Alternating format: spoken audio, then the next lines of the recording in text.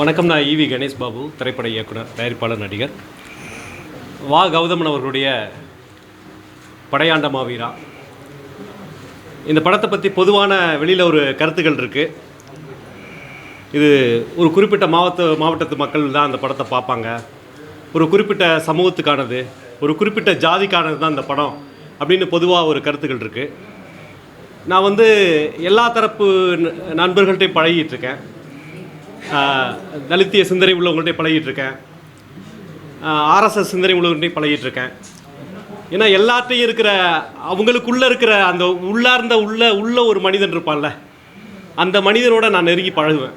அதனால் சில பேர் என்னை இவன் ஜால்ரா அப்படின்லாம் சொல்லுவாங்க. அதையும் தாண்டி நான் எல்லாரையும் மனிதனாக தான் பார்க்குறேன். அந்த வகையில் இந்த நிச்சயமாக வா கௌதமன் அப்படி ஒரு ஜாதி படம் எடுத்திருக்க மாட்டார் அப்படின்னு எனக்கு உறுதியாக தெரியும். ஒரு குறிப்பிட்ட ஜாதியை உயர்த்தி, குறிப்பிட்ட ஜாதியை மட்டப்படுத்தி அப்படி எடுத்திருக்க மாட்டார் அப்படின்னு தெரியும். இருந்தாலும் இந்த படம் சாதாரணமாக வெளிவரல. இது வயிற்றில் தலை கொடி சுற்றிக்கிட்டால் எப்படி ஒரு குழந்தை வெளியில் வர்றதுக்கு எவ்வளோ பெரிய போராட்டம் இருக்குமோ, அது மாதிரி இந்த படம் வெளியில் வர்றதுக்கு பல கட்ட போராட்டங்களை சந்தித்து இந்த திரைப்படம் வெளில வந்திருக்கு.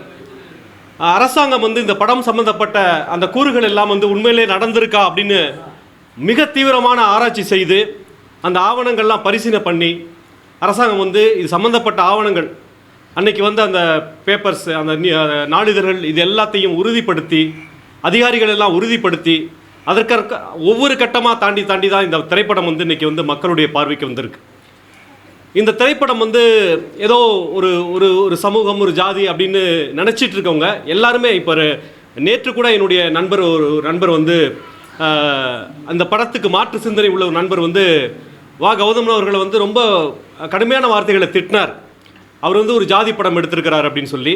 ஆனால் உண்மையிலே இந்த படம் அப்படி இல்லை.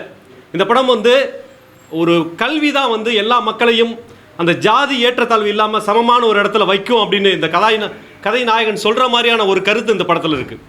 அந்த வகையில் இந்த படத்தை நீங்கள் ஏதோ ஒன்று நினச்சிட்டு வராமல் போயிட்டீங்கன்னா இழப்பு கௌதமனுக்கு இல்லை, உங்களுக்கு தான். ஏன்னா ஜாதி என்ற பெயரில் சொல்லப்பட்டு இன்று நடக்காத ஏதோ ஒரு விஷயத்த 20 வருடம் முன்பு நடந்த ஒரு விஷயத்த சொல்லிகிட்டு இருக்கிற இன்னைக்கு வர்ற சில ஜாதி படங்களுக்கு மத்தியில் அப்படியே ரத்தமும் சதையுமா நடந்த உண்மையை, இது எல்லாருக்குமான மனிதனா, ஒரு சமூகத்துக்கான மனிதனா இல்லாமல் ஒரு வட்டத்துக்குள்ளே ஒரு முட்டைவாசியாக ஒரு கூட்டுக்குள்ளே சிக்கும் மனிதனா இல்லாமல் எல்லாருடைய ஒட்டுமொத்த தமிழர்களுக்கு மட்டுமில்லை, இந்த மண்ணில் வாழக்கூடிய அனைவருக்குமான வேற மனிதன் இந்த மண்ணில் வாழ்ந்தாலும் கூட அந்த மனிதனுக்கான ஒரு உரிமையை போராடக்கூடிய ஒரு கதை நாயகனா வா கௌதமன் அவர்கள் இந்த படத்தில் நடிச்சிருக்காரு. அவர் அந்த குரு அவர்களுடைய அந்த கதாபாத்திரம் எப்படி உருவாக்கப்பட்டிருக்கு, அதில் எவ்வளோ உண்மை இருக்குது, அந்த குரு எந்த அளவுக்கு இந்த நாட்டுக்காகவும் மண்ணுக்காகவும் இந்த மக்களுக்காகவும் இந்த அடிப்படை உரிமைக்காகவும் போராடினார் அப்படிங்கிறத ரொம்ப உணர்வுபூர்வமாக சொல்லியிருக்காங்க. நிச்சயமாக இந்த படத்தை தமிழ்நாட்டில் உள்ள அத்தனை மாறுபட்ட கருத்து உள்ளவர்களும் இந்த படத்தை பார்த்தீங்கன்னா நிச்சயமாக குரு அவர்கள் மீதும் வா கௌதமன் அவர்கள் மீதும் நிச்சயமாக ஒரு மிகப்பெரிய மரியாதை ஏற்படும். இந்த படத்தை தவறாமல் தேட்டரில் பாருங்கள். அது மட்டும் இல்லை, இந்த படத்தோட ரிலீஸ் ஆகக்கூடிய மற்ற படங்களும் ரொம்ப நல்லா இருக்குது அப்படின்ற ரிவ்யூ வந்திருக்கு. இந்த படத்தோட சேர்ந்து ரிலீஸ் ஆகிற எல்லா படமுமே நல்லா ஓடணும். என்னுடைய வாழ்த்துக்கள். நன்றி.